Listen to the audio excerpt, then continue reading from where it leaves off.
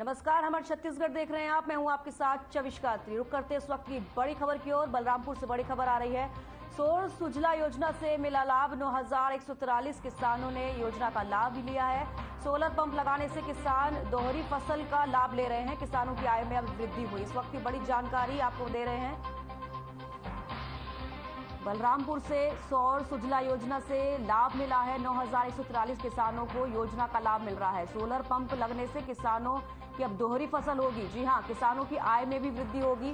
Solar pump लगेगा जिसके बाद किसानों को फायदा पहुंचेगा, तो दुगनी आय होगी। बलरामपुर से इस वक्त की बड़ी जानकारी सौर सुजला से, और 9143 किसानों को लाभ मिलेगा। सोलर पंप लगने के बाद किसानों को दोहरी फसल मिलेगी। किसानों के लिए बहुत फायदे की यहां पर खबर सामने आ रही है। सोलर पंप लगने के बाद किसानों को खासा फायदा होने वाला है। बलरामपुर से इस वक्त की बड़ी जानकारी आपको दे रहे हैं। 9143 किसानों ने योजना का लाभ मिलने वाला है। सोलर पंप लगने से किसानों की फसल दोहरी हो जाएगी। साथ ही बता दें कि किसानों की आय में भी वृद्धि होगी।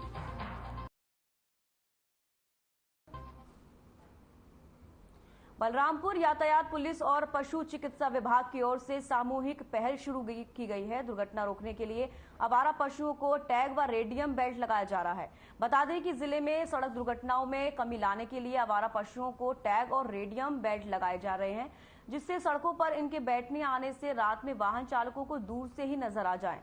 लोगों से पशुओं को लगाए गए रेडियम बेल्ट और स्टिकर को न छोड़ने के आग्रह किया गया।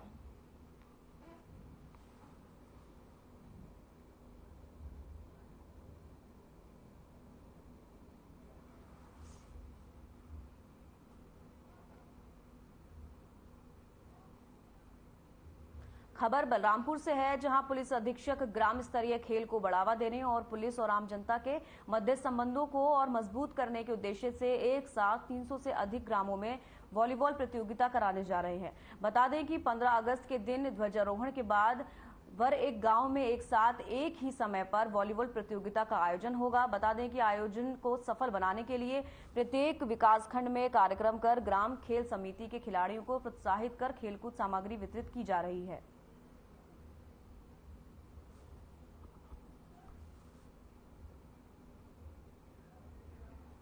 पुलिस विभाग के द्वारा आज वॉलीबॉल किट दिया गया है। हम लोग को आज पुलिस विभाग द्वारा वॉलीबॉल प्रतियोगिता किया जा रहा है। आज उसका सामग्री वितरण था। हमारे इधर हम लोग को सबको बुलाकर पूरा वॉलीबॉल सामग्री दिए हैं। हम लोग को खुशी हो रही है और प्रतियोगिता होगी अभी वॉलीबॉल प्रतियोगिता 15 अगस्त को। ये बहुत प्राउड फील हो रहा है कि सर आए और खेल प्रतियोगिता के लिए अच्छे से वो मतलब खिला रहे हैं। पहले तो ऐसा कुछ हुआ नहीं था, अभी अच्छे से खिला रहे हैं। बस खुशी हो रही है, आगे से भी ऐसा होना चाहिए। हम लोग को आगे पुलिस विभाग के द्वारा लेकर आया जा रहा है। सभी खिलाड़ियों को अच्छा फील हो रहा है। खबर कांकेर से है, जहां पर पूर्व केंद्रीय मंत्री अरविंद नेताम का आगमन हुआ। मीडिया से चर्चा के दौरान उन्होंने बड़ा बयान देते हुए कहा कि छत्तीसगढ़ में हमारा राज नया पार्टी का पूरे प्रदेश में नाम होगा और 50 सीटों पर चुनाव लड़ेंगे, जिसमें बीएसपी और सीपीआईएम दोनों गठबंधन के माध्यम से चुनाव लड़ेंगे।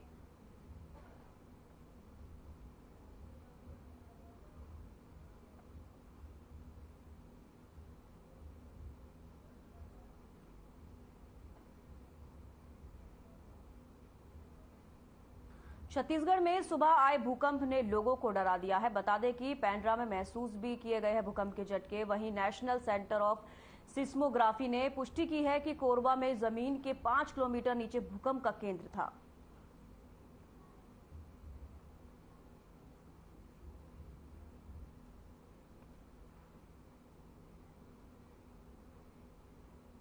और अचानक मेरे को ऐसा लगा कोई अंदर से लात काट के मार रहा, हिल रहा।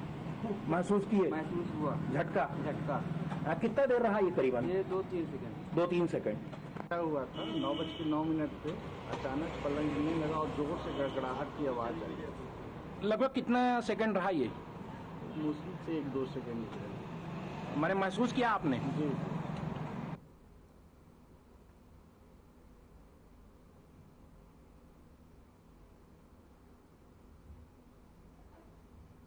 छत्तीसगढ़ में भूकंप के झटके महसूस किए गए हैं। आपको बता दें, पेंड्रा में भूकंप के झटके महसूस किए गए और 2 सेकंड के लिए ये भूकंप के झटके महसूस किए गए थे। लोगों की तरफ से बताया जा रहा है कि सिर्फ 2 सेकंड के लिए भूकंप आया और लोगों को झटके महसूस हुए थे। तो छत्तीसगढ़ में भूकंप आया, लोगों ने 2 सेकंड के लिए भूकंप के झटके महसूस किए।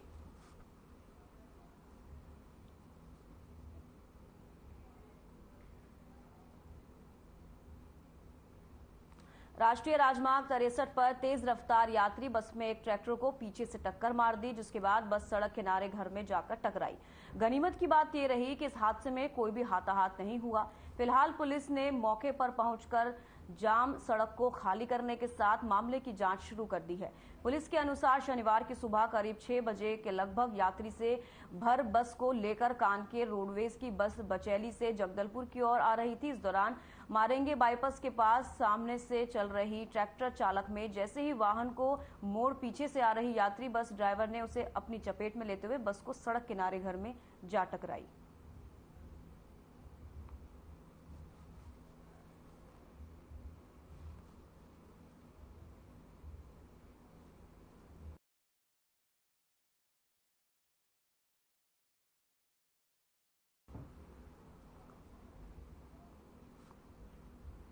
जगदलपुर मेडिकल कॉलेज डिमरापाल में 3 दिन पहले सीआरपीएफ जवान के बेटे को दिमागी बुखार होने की वजह से उसे उपचार के लिए भर्ती किया गया था, जहां डॉक्टर्स की टीम के साथ स्टाफ नर्स की मदद से बच्चे को ठीक किया गया, जहां बच्चे को 3 दिन के अंदर छुट्टी भी दे दी गई, जिसके बाद बच्चे ने स्वस्थ होने के बाद डॉक्टरों के साथ फोटो भी खिंचवाई।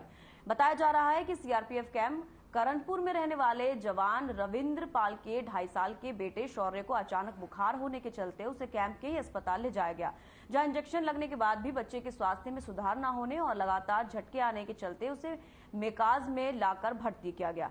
डॉक्टर अनुरूप साहू ने बताया कि बच्चे के आने के बाद लगातार उसके दिमाग में बुखार चढ़ गया था, जिसकी वजह से बच्चे की हालत खराब हो गई थी।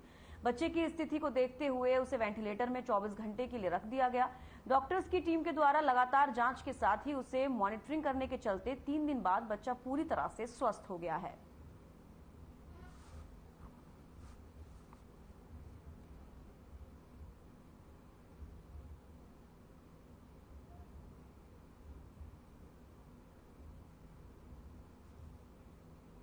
मेरा बच्चा 9 तारीख को शाम को 5 बजे यहाँ जीएमसीएच जगदलपुर में एडमिट हुआ था। तो आते ही डॉक्टर ने बताया कि इसको वेंटिलेशन किया जाएगा, सीरियस कंडीशन में था।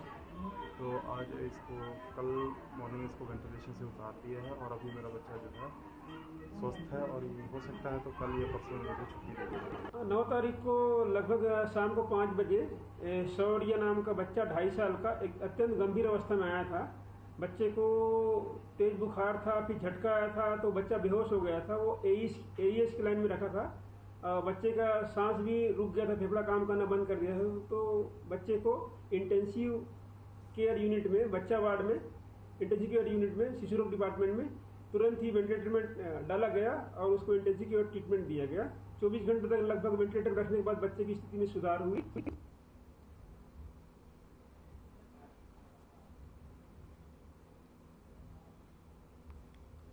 छत्तीसगढ़ राज्य में सरकार शिक्षा को बढ़ावा देने की दिशा में विशेष तौर पर नए नए स्कूल, आश्रम, छात्रावास की व्यवस्थाएं सुधारने और शिक्षकों की शिक्षा में बदलाव कर बच्चों को अच्छी शिक्षा देने की कोशिश में लगा है। वहीं बीजापुर जिले में आश्रम, छात्रावासों में स्कूलों के शिक्षक हड़ताल में उन स्कूलों की व्यवस्था बिगड़ गई है। पूरी मामले भी छत्तीसगढ़ सहायक शिक्षक फेडरेशन बीजापुर के अध्यक्ष ने कहा। पूर्व में जायज मांग को लेकर शासन को ज्ञापन सौंपा गया। वेतन संगति दूर करने पर आश्वासन के बाद भी पूरा नहीं होने की स्थिति में जिले के 794 शिक्षक अनिश्चित काल हड़ताल पर हैं।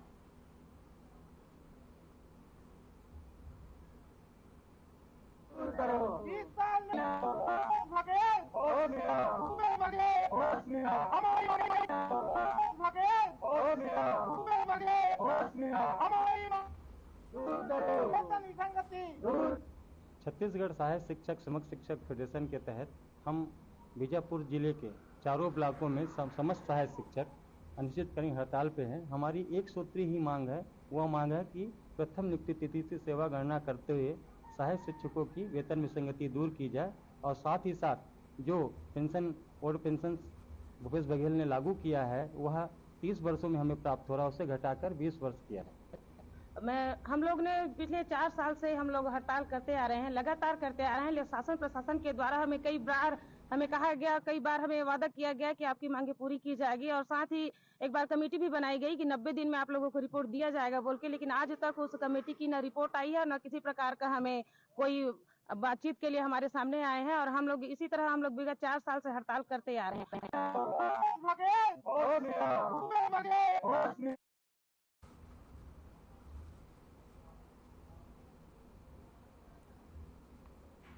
चुनाव से ठीक पहले पार्टियां अपने स्तर पर चुनाव प्रचार में लगी हुई हैं और इसी कड़ी में बलरामपुर जिले के रामानुजगंज में विधायक बृहस्पति सिंह ने शासन की सभी योजनाओं को लेकर हितग्राही कार्ड योजना का शुभारंभ किया, जिसमें शासन की तरफ से चलने वाले विभिन्न योजनाओं का प्रचार प्रसार करने के लिए कार्ड बनाकर युवाओं और ग्रामीणों को दिया गया।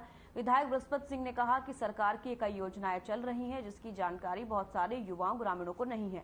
योजनाएं लोगों तक पहुंचाने के लिए हितग्राही कार्ड योजना की शुरुआत की गई।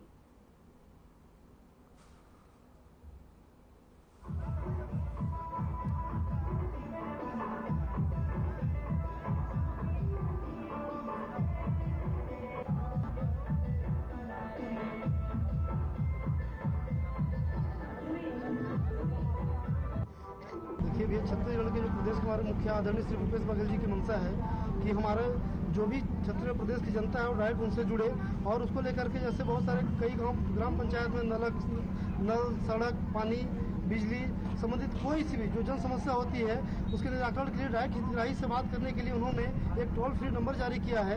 उस नंबर पर फ़ोन करने के बाद आपका रजिस्ट्रेशन नंबर आता है और उसके 72 घंटे के अंदर आपके पास रायपुर से फ़ोन आएगा और आपके गांव में आपके घर जो भी समस्या होगी उनको हम अवगत कराएंगे और तत्काल प्रभाव से छत्तीसगढ़ शासन के द्वारा आपकी समस्या का निराकरण किया जाएगा। हितग्राही कार्ड ये है कि ये कार्ड फ्री का और जो नंबर आपके बताए गए हैं 90909090 इसमें मिस कॉल करना है। इस नंबर से एक नंबर आएगा जिसको पंजीयन करके हमारे कार्यकर्ता को देंगे और ये नंबर मुख्यमंत्री कंट्रोल रूम हो जाएगा और वहाँ हितग्राही से फोन करके पूछा जाएगा। हितग्राही पूछेंगे कि आपके गाँव में क्या समस्या है। हितग्राही को बताना है कि मेरे घर में सड़क नहीं है या बिजली नहीं है या पानी नहीं है या बिजली नहीं रहता है या कर्मचारियों का जो पैसा व्यवहार है।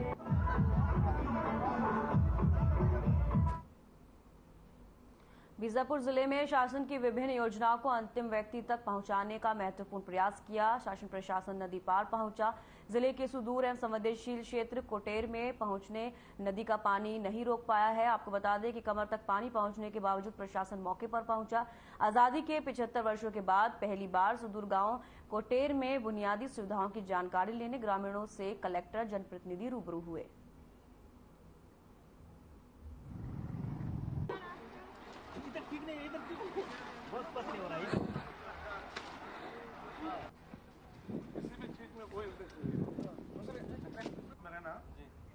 कोटेर के ग्रामीणों का मांग था। आज हम कोटेर और चेरपाल में गए थे।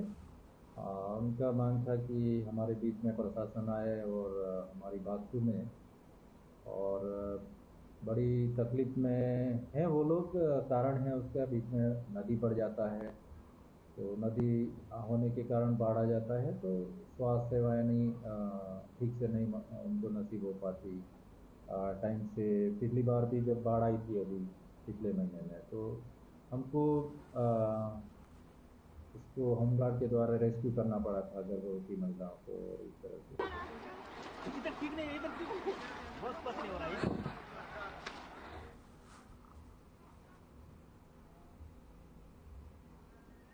जगदलपुर बस्तर संभाग के मसीह समाज ने मणिपुर में हो रहे हिंसक और मानवता को शर्मसार करने वाली घटनाओं का विरोध किया और असामाजिक तत्वों के विरोध में भारत सरकार से कड़ी कार्रवाई की मांग को लेकर मोमबत्ती जलाकर मौन रैली निकाली। इस मौन रैली में सैकड़ों की संख्या में लोगों ने अपनी उपस्थिति दर्ज करवाई और अपनी मांगों को समर्थन प्रदान कर भारत सरकार उचित कार्रवाई करे, जिससे राज्य में अमन और चैन बरकरार किया जा सके।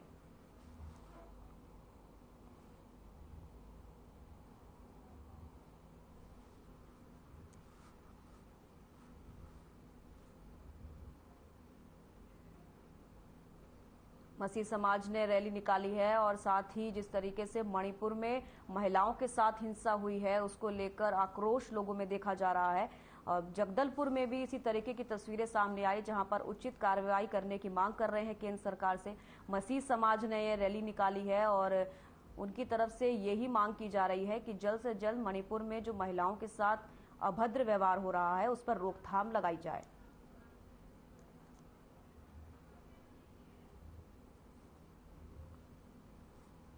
तो तस्वीरें आपके सामने हैं मसीह समाज के ये लोग जिन्होंने मोमबत्ती जलाकर कैंडल मार्च निकाला है। साथ ही केंद्र सरकार से मांग की जा रही है कि मणिपुर में जो महिलाओं के साथ अभद्र व्यवहार किया गया और उसके अलावा जो मणिपुर में अभी हालात बने हुए हैं उसको लेकर केंद्र सरकार से सीधे गुहार लगा रहे हैं।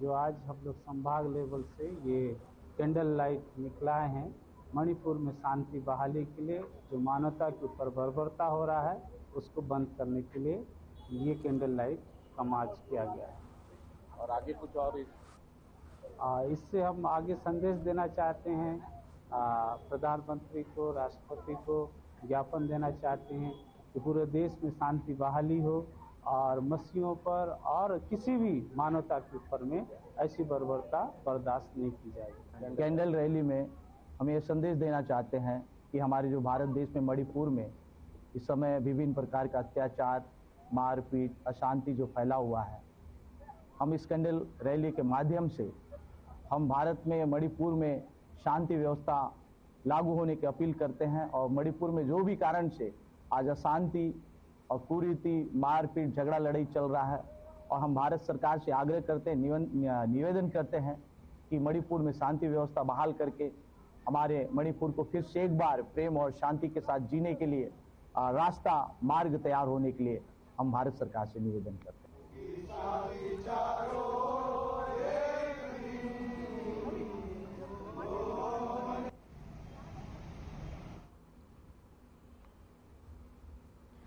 खबर पखांजूर से है जहां पर 9 अगस्त को विश्व आदिवासी दिवस को आदिवासी समाज के जरिए धूमधाम से मनाया गया, जिसमें कुछ विरोध प्रदर्शन भी किया गया। मणिपुर की घटनाओं को लेकर आक्रोशित आदिवासी समाज के लोगों ने विरोध किया, जिसके चलते लोगों की काफी परेशानी हुई है, लेकिन पुलिस वालों ने सावधानी बरती। बता दें कि पखांजूर क्षेत्र बंगाली बहुल क्षेत्र है।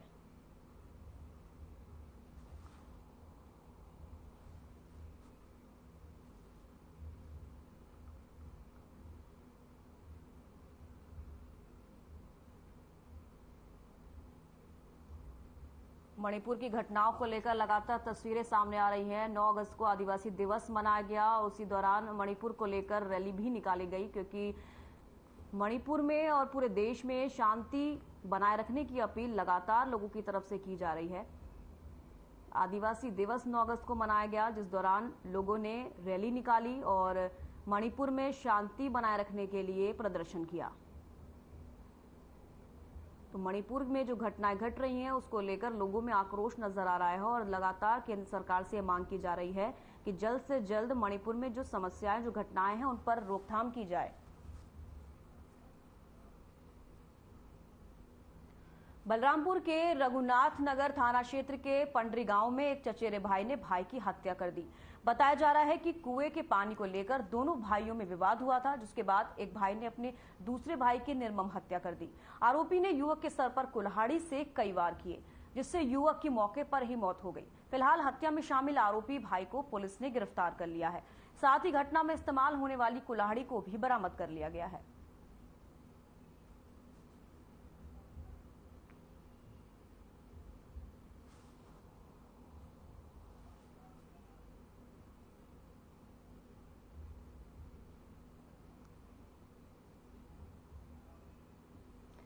खबर बलरामपुर के कैलाशपुर भैंसा मुंडा से है, जहां वन परिवेक्ष वाड्रफ नगर के कई क्षेत्रों में अभी भी हाथियों का आतंक जारी है। वहीं वन विभाग हाथियों को खदेड़ने में असफल है।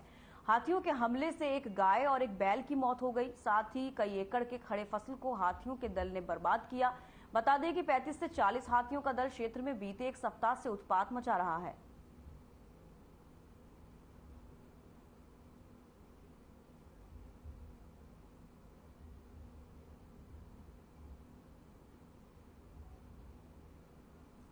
हाथियों का आतंक लगातार जारी है, जिसके चलते एक बैल की भी मौत हुई है। 1 एकड़ फसल की बात की जाए तो फसल को भी नुकसान पहुंचा रहे हैं हाथी। उत्पात हाथियों का देखा जा रहा है। तो पहले 1 से 2 हाथी इस तरीके से उत्पात मचा रहे थे और अब हाथियों का झुंड देखा जा रहा है, लेकिन प्रशासन उन्हें रोकने में नाकामयाब होता नजर आ रहा है। हाथी के उत्पात से लोग परेशान हैं क्योंकि उनकी फसल खराब कर दी गई है। 1 एकड़ से ज्यादा फसल को नुकसान पहुंचा है। एक बैल की जान चली गई और एक अन्य पशु की भी जान गई है। तो हाथी का जो उत्पात है वो लगातार बढ़ता जा रहा है।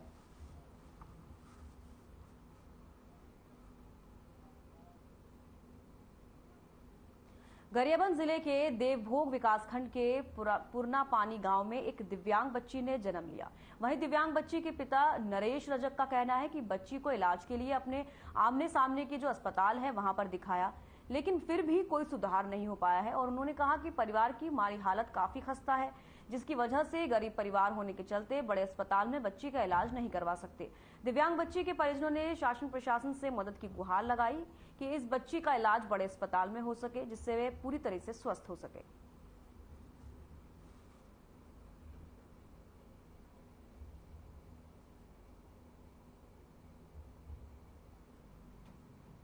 के बारे में जैसे आपसे जानकारी प्राप्त हुआ है, तो हम अपने कार्यकर्ता को वहाँ भेज के उसकी वास्तविक स्थिति कैसी है, क्या है, इसके बारे में जानकारी लेके इनके इलाज के लिए हमारी तरफ से जो सहयोग हो सकेगा वो हम करेंगे। और आगे भी दिखाना पड़ेगा तो आगे भी दिखाने के लिए हम बाध्य हैं। और इस प्रकार से इनकी जो स्वास्थ्य सुविधा मिलनी चाहिए उसके लिए हम भरपूर प्रयास करें। ये बचपन से है, छोटे समय से है, इलाज पाती सब कर रहे हैं। इधर धर्मगढ़, भानीपाटना, रायपुर तक भी ले चुके हैं। इसका रिपोर्ट का कोई भी सही इलाज नहीं हो रहा है।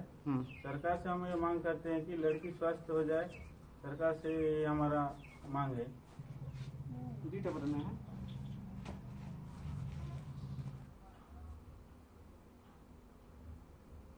हमारे छत्तीसगढ़ में फिलहाल इतना ही। दीजिए इजाजत, नमस्कार।